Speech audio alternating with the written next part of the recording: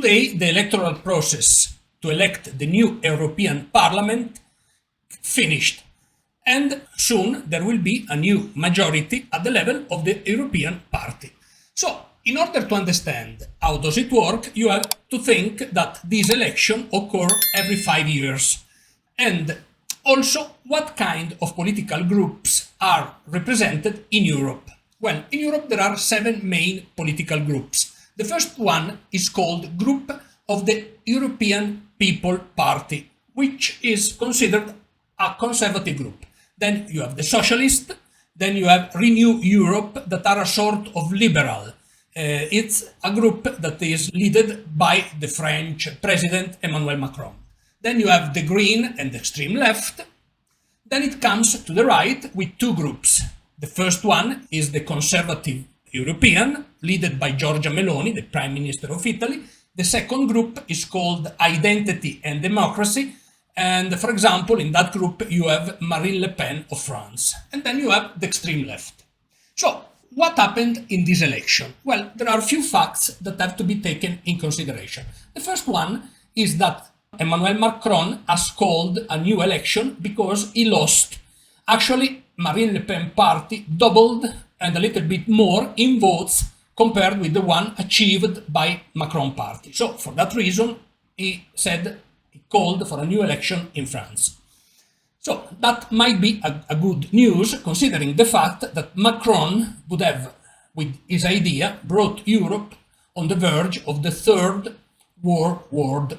So in that case, it would be a good idea that to have Macron to step out and to have a new leader, maybe with objectives to make peace between Russia and Ukraine, instead of entering into a war or into a potential war against Russia.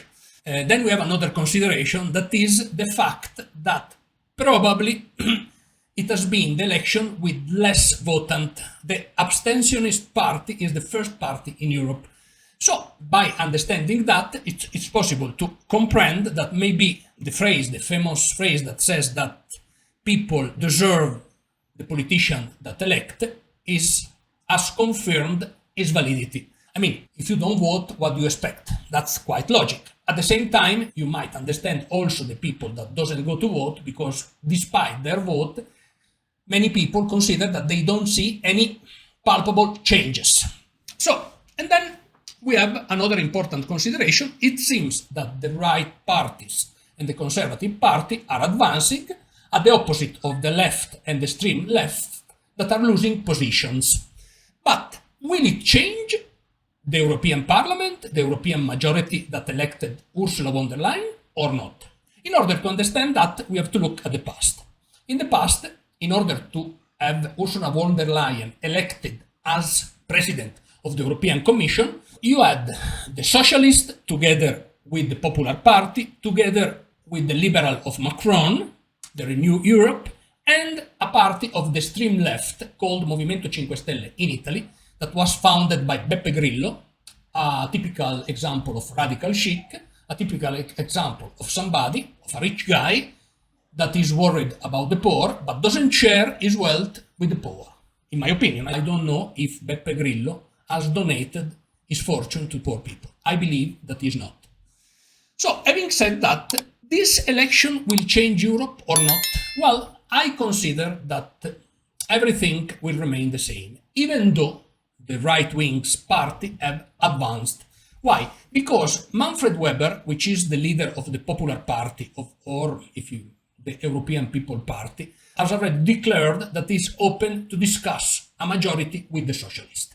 So the main question that we have to ask to ourselves is what really represent the Popular Party or the European People Party in Europe. They consider themselves conservative, but in fact probably they are a kind of socialist party. Why I'm saying that? Well, if you look at the European legislation, rules, directive, they are all left-wing inspired. The electrification of the economy, all the problems that is causing to the agricultural business.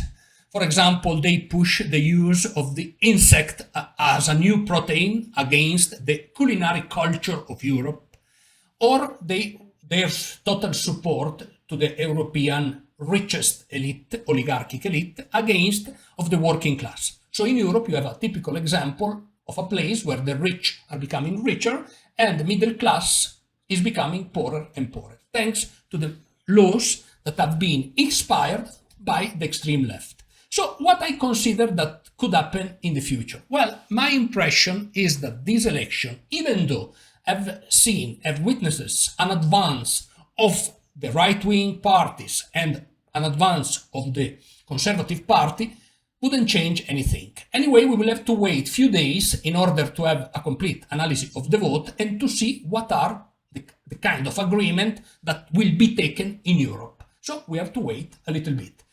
For the moment, the only news, it seems, that Mr. Macron is preparing his suitcase in order to leave the Elysée and let the French people free to elect finally Marine Le Pen. Let's see what French people will decide in a few weeks.